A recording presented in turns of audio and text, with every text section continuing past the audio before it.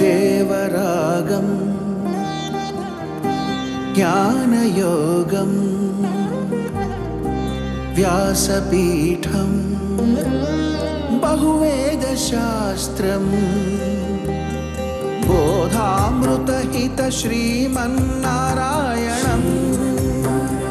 శివగౌరీ సంభాషిత సకల పురాణం అష్టాక్షరి పంచాక్షరి మంత్రావరణం అఖిల దేవతా సంస్తుతి పారాయణం జయమంగళకరమీ ప్రవచన శ్రవణం అనుదినము శుభము సుఖము జీవన గమనం దేవరాగం జ్ఞానయోగం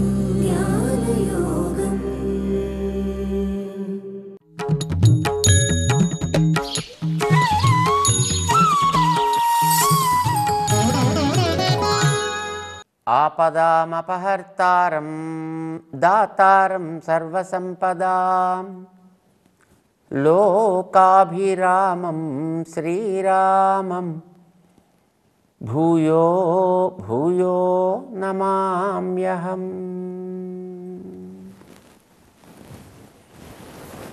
జై శ్రీమన్నారాయణ. ప్రియ భగవద్బంధువులారా, నేనే యజమానిని, అంతా నా దగ్గర పనిచేసేవాళ్ళు, ఈ భావన కలిగితే మనిషిలో గర్వం పెరిగి అందరి మీద పెత్తనం చెలాయించడం, కోపాలు తాపాలు ఇలాంటివి వస్తాయి. చాలామందికి ఒక డౌట్ ఉంటుందండి, కోపం కంట్రోల్ కావట్లేదండి, కోపం కంట్రోల్ కావట్లేదండి, ఎట్లాగండి కోపాన్ని కంట్రోల్ చేసుకోవడం? విసుగు ఎక్కువైపోతుందండి, అందరి మీద చిందరవందర చికాకు పడే స్థితి పెరిగిపోతుందండి. ఎందుకు వస్తుంది అది? నేనే బాస్ అనుకుంటే వస్తుంది. నీ నెత్తి మీద ఇంకో బాస్ ఉన్నాడంటే అణిగి మణిగి ఉండేటువంటి స్థితి ఏర్పడుతుంది ఇప్పుడు కూడా. మా అందరికీ తెలుసు, ఒక ఆఫీసర్ దగ్గర పనిచేసేవాడు ఆ ఆఫీసర్ దగ్గర పనిచేసేంత వరకు వాడికి ఆకలేస్తున్నా, ఒళ్ళు బాధలు కలుగుతున్నా, మానసిక చికాకు ఏర్పడుతున్నా, వాడి దగ్గర కుక్కిన పెయిన్ లాగా ఇలా చేతులు కట్టుకొని డిసిప్లిన్గా వాడు ప్రవర్తిస్తాడు.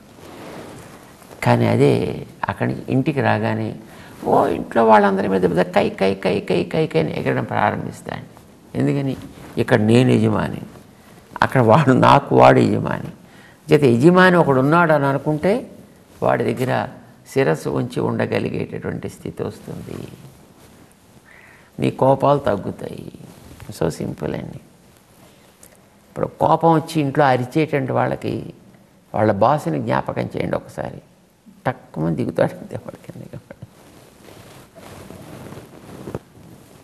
వాళ్ళందరికీ వెనకాతల వాడు ఉన్నాడు. వాడు ఆ విషయాన్ని మనం మర్చిపోతుంటాం. అర్జునుడికి శ్రీకృష్ణుడు, నాయన నీ ఆత్మదర్శనానికి తగ్గట్టుగా నీకు ఉత్తమమైనటువంటి పురుషార్థమైన ఆత్మదర్శనాన్ని నీవు లభించడానికి నీకు కావలసిన సాధనాన్ని నేను చెప్తానయ్యా. కర్మ అనుష్ఠానం చేయమని చెప్తున్నా కదా. కర్మ నీకు ఏర్పడ్డ విధి నిర్వహణ ద్వారా, అంటే కర్మయోగ అనుష్ఠానం ద్వారా. ఆ చేసేటప్పుడు నిష్కామంగా చేయాలంటే దానికి వెనకాల జ్ఞానం సహకరించాలి కనుక జ్ఞాన యోగమును ఆచరించటం ద్వారా, అది నా మీద పెడితే నీకు సుఖం కనుక కర్మ సన్యాసం అనేటటువంటి యోగము ద్వారా 3 అధ్యాయాలు మనకి. కర్మయోగం అయింది, జ్ఞానయోగం అయింది, కర్మ సన్యాసం అనే 5వ యోగం అయింది, 5వ అధ్యాయం అయింది. మన 3 అధ్యాయాలు అయ్యాయి మనకి. ఈ 3 అధ్యాయాలు చెప్పిన విషయం ఇంతేనండి. సో మనకి ఒకసారి అన్నిటిని కూడా సంక్షేపంగా తయారు చేసుకుంటే 3 లైన్స్లో వచ్చింది. ఇప్పుడు నా యందు పెడితే నేను చూసుకుంటాను కనుక దానికి పెట్టడానికి సాధనం మనస్సు. ఆ మనస్సు చేత నువ్వు పెట్టించాలి. సో మనసుకి నేర్పాలి.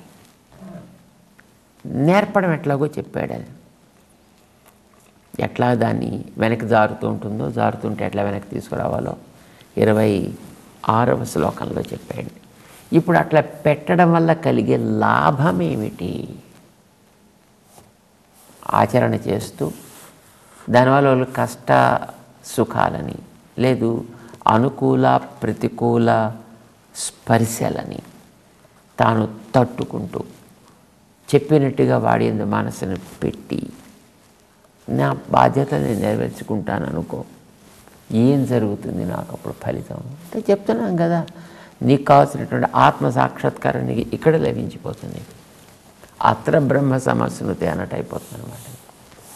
27వ శ్లోకంలో ఆ విషయాన్ని స్పష్టం చేస్తున్నాడు అర్జునుడి విషయంలో. తద్వారా మనకందరికీ కూడా ప్రశాంత మనసం హ్యేనం యోగినం సుఖముత్తమం ఉపైతి శాంతరజసం బ్రహ్మభూతం అకల్మషం. మనస్సు ఏమవుతుంది, ఆత్మ ఏమవుతుంది, ఎలా అవుతుంది, చివరికి ఏం దొరుకుతుంది, చక్కగా చెప్పేసాను ఒకే శ్లోకంలో ఈ విషయాలని. ప్రశాంత మనసం హీ, ఇది నువ్వు కూడా ప్రత్యక్షంగా చూడొచ్చా. హీ అంటే అర్థం ఇది సందేహం లేనిది, ఇస్ సో ఎవిడెంట్, ఇది చక్కగా మనం చూడదగినటువంటిది, ఇందులో నీకేం డౌట్ అక్కర్లేదు సుమా. హీ అంటున్నాడు ఆయన. ఏమిటి హీ? ప్రశాంత మనసం హీ ఏనం యోగినం అకల్మషం శాంతరజసం బ్రహ్మభూతం సుఖముత్తమం ఉపైతి. వీడు సుఖాన్ని పొందడం కాదయా, సుఖం వీడిని వెతుక్కుంటూ వస్తుందంటున్నాడండి. ఎంత తమాషా చూడండి. సీతాకోక చిలుకను పట్టుకోవాలి అని తోటలోకి మనం బయలుదేరామనుకోండి, దాని మానాన అలా ఎగిరిపోతూ ఉంటుంది. దాన్ని పట్టుకోవాలి కనుక దానికేసి చూస్తే వీడు పరుగులు పెడితే కింద నుంచి ముళ్ళ మీద కాలేస్తాడో, రాళ్ళ మీద కాలేస్తాడో, నీళ్ల మీద కాలేస్తాడో, దానివల్ల కలిగే ఉపద్రవాన్ని ఏం పొందుతాడో. నువ్వు సీతాకోక చిలుక కోసం పరిగెట్టడం కాదు, హాయిగా చక్కగా ఆ తోటలో కూర్చుని నువ్వు చేయవలసిన పని నువ్వు చేసుకుంటూ ఉండు.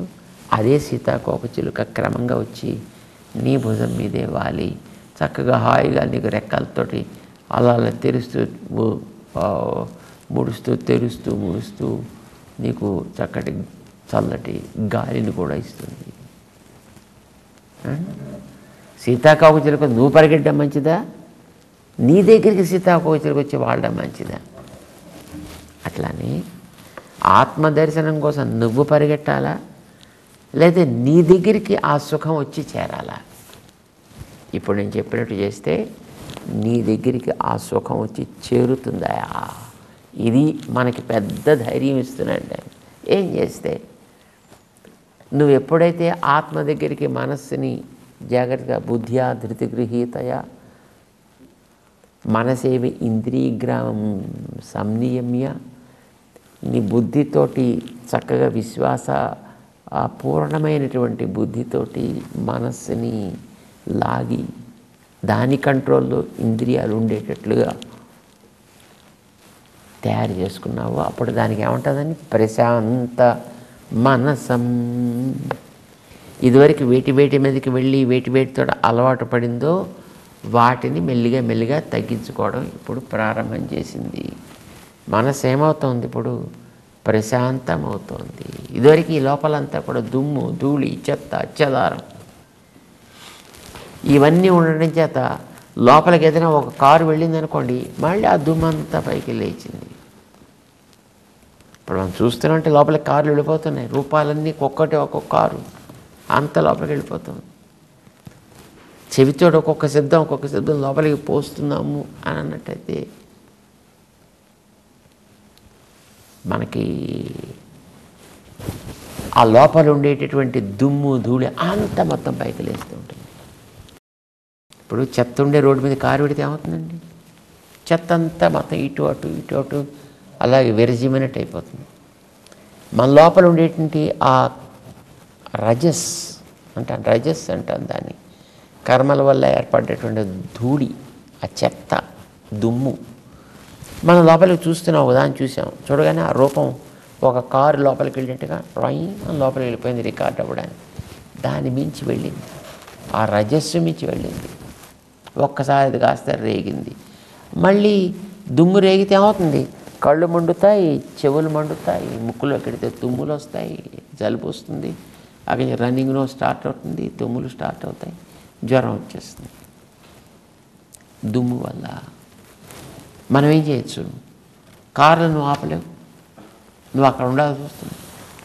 దుమ్ము వచ్చి నిన్ను డిస్టర్బ్ చేయకుండా ఉండేట్టు నువ్వు చేసుకోవచ్చు.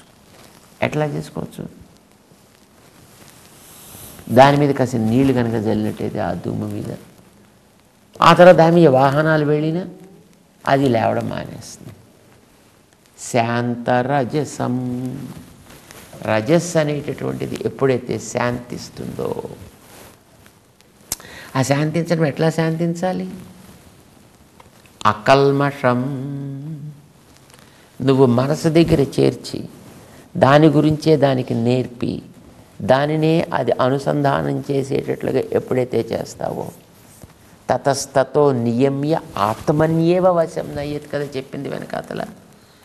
ఆత్మ ఎందది నిలకడగా ఉండేట్టుగా ఎప్పుడైతే చేశావో, అది క్రమంగా దాని మీద ఉండేటువంటి కల్మషాలని, దాని మీద ఉండేటువంటి రకరకాలైనటువంటి కర్మ వాసనలని, అవి రుచులుగా ఉన్న వాసనలుగా పేరుకుపోయినప్పటికీ కూడా వీడిని పాడు చేయకుండా ఇంకా ఎక్కువగా పాడు కాకుండా ఉండడానికి వీలుగా వెనక్కి తీసుకొచ్చేస్తుంది. దానివల్ల ఏమవుతుంది? అది అకల్మషం, ఆ లోపల ఉండేటువంటి ఆ మనసు అకల్మషం, కల్మషములు లేనిది అయింది.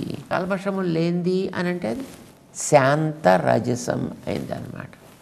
రజస్సు నుంచి అది కాస్త లేవడం తగ్గింది, దుమ్ము లేవడం తగ్గింది.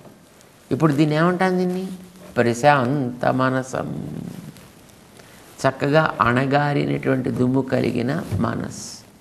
లేవట్లేదు అది. బహుశా కొంతకాలం అలా చేయగా చూడండి, కడిగినటువంటి నేల మీద దుమ్ము లేకుండా అది చక్కగా అద్దంలాగా ఎట్లా ప్రకాశిస్తూ ఉంటుందో, నీ మనస్సు కూడా అట్లా ప్రకాశించగలిగేటువంటి స్థితి ఏర్పడుతుంది. అప్పుడు వాడిని ఏమంటామండి? అన్ని ఉద్రేకాలు అణగారినటువంటిది ప్రశాంతము. ఈ ప్రశాంతం అనే మనస్సు కలిగింది కనుక వాడు ప్రశాంత మనస్కుడు. ప్రశాంత మనసం హి ఏనం ఈ సాధకుడు. ఎవడైతే ఆత్మదర్శనాన్ని కోరుకుంటున్నాడో వాడు తను చేసిన కర్తవ్యనిష్ట చేత, కర్తవ్యనిష్ట అంటే మరి చేస్తుండాలి, ఇంద్రియాలతో పనులు చేయాలి, చేతులతో పని చేయాలి, కాళ్ళతో నడవాలి, కళ్ళతో చూడాలి, నోటితో తినాలి లేదా మాట్లాడాలి, వాసన చూడాలి, శబ్దాలు వినాలి. ఈ పనులన్నీ వాడే మాంటలా, వీటన్నిటి చక్కగా సిన్సియర్గా వాడు చేసుకుంటూ పెడుతున్నాడు.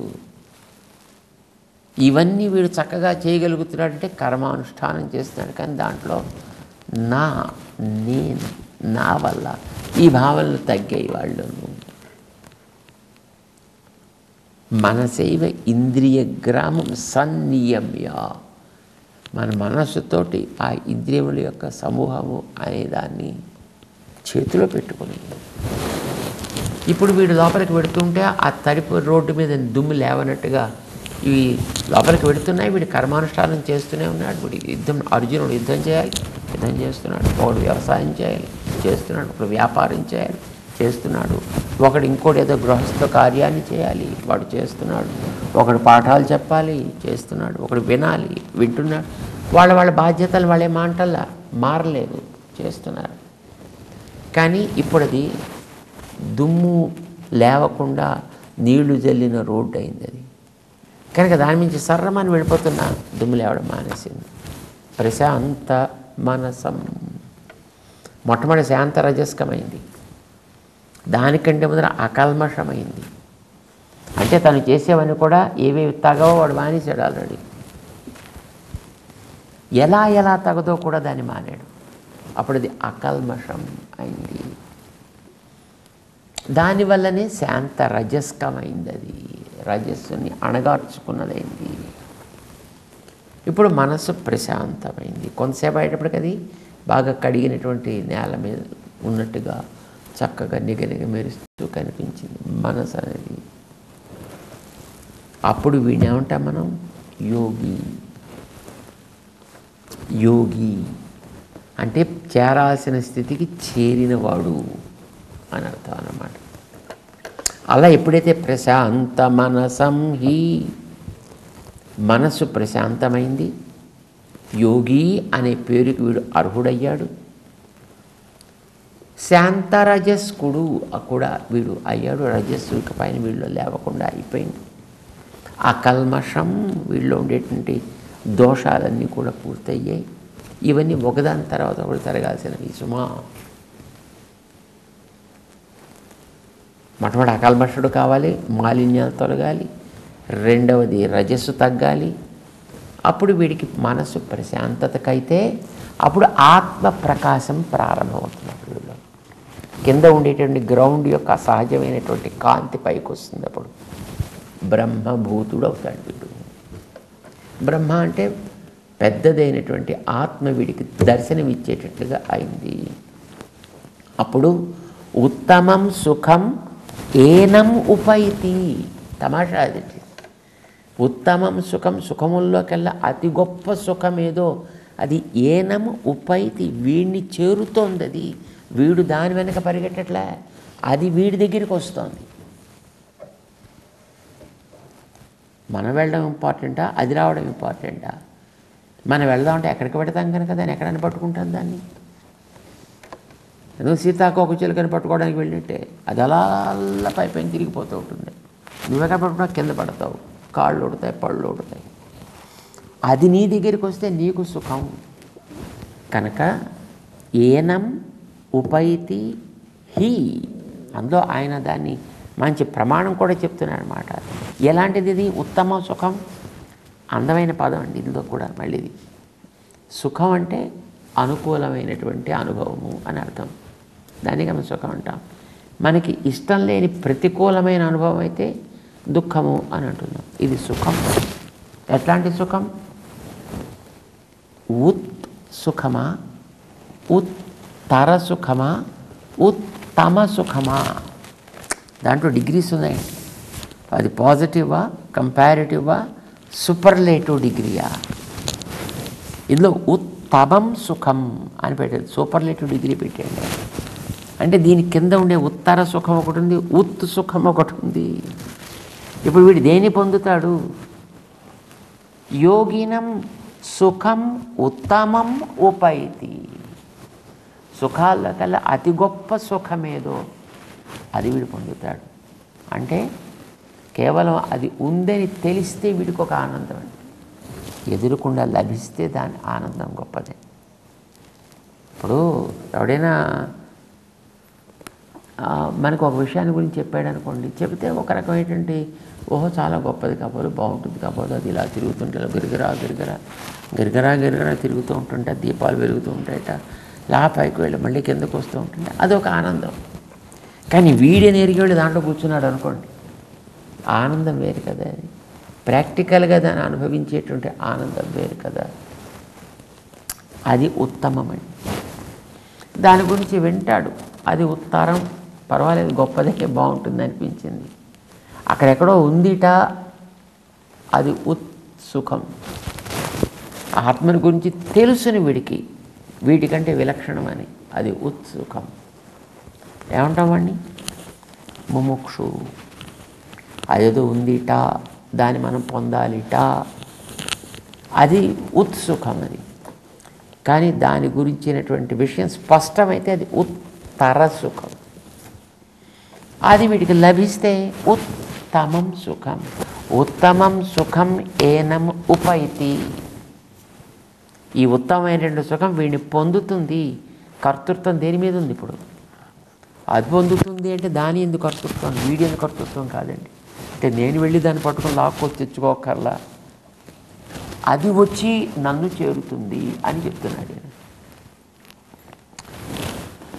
కర్తృత్వం నిజానికి దాని మీద పెట్టడం మనకి సుఖం అండి.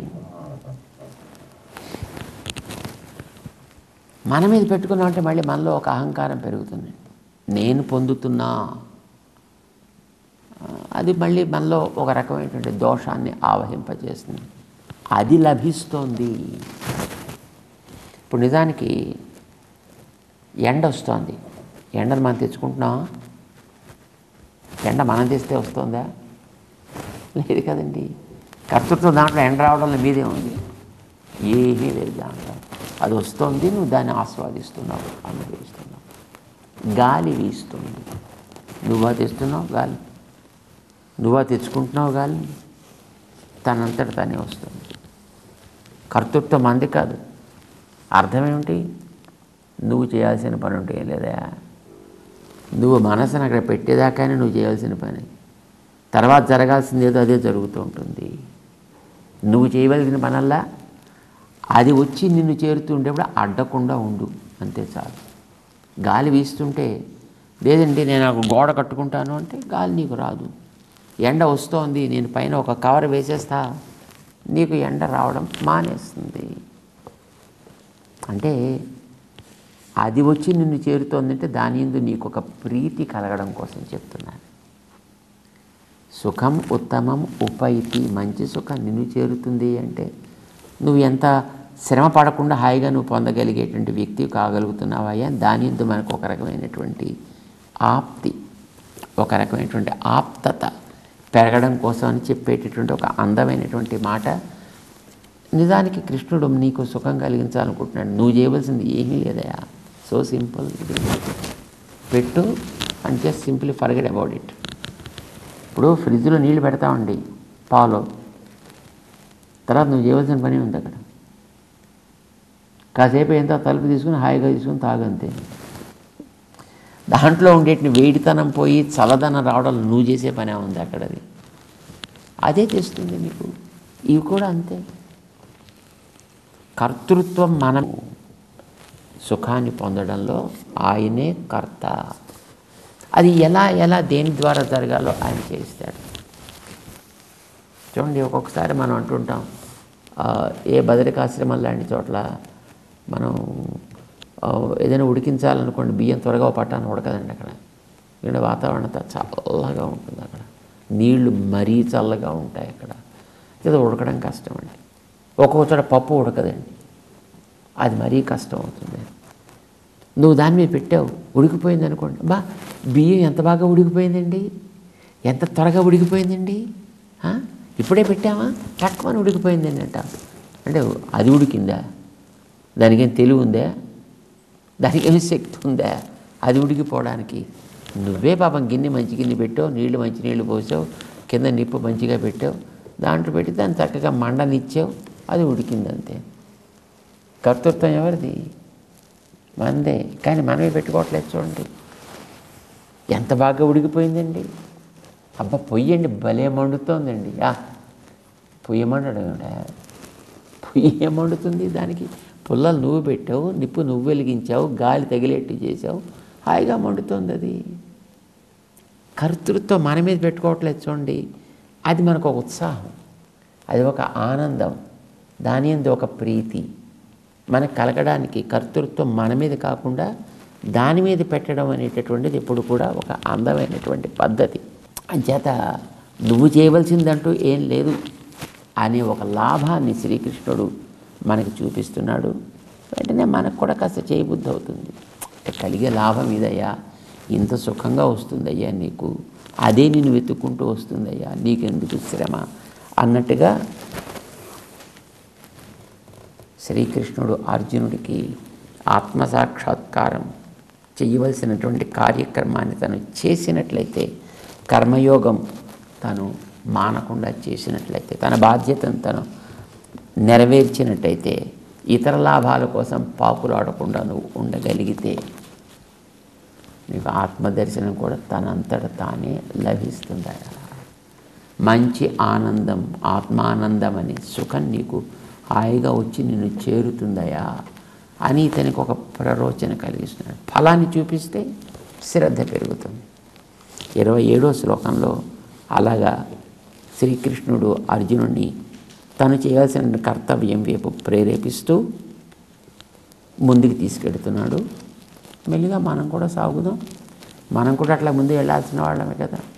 మన జీవన సమరంలో మనం కూడా ముందుకు సాగాల్సినటువంటి వ్యక్తులం. సాగే ప్రయత్నం చేద్దాం కృష్ణుడితో పాటు. జై శ్రీమన్నారాయణ.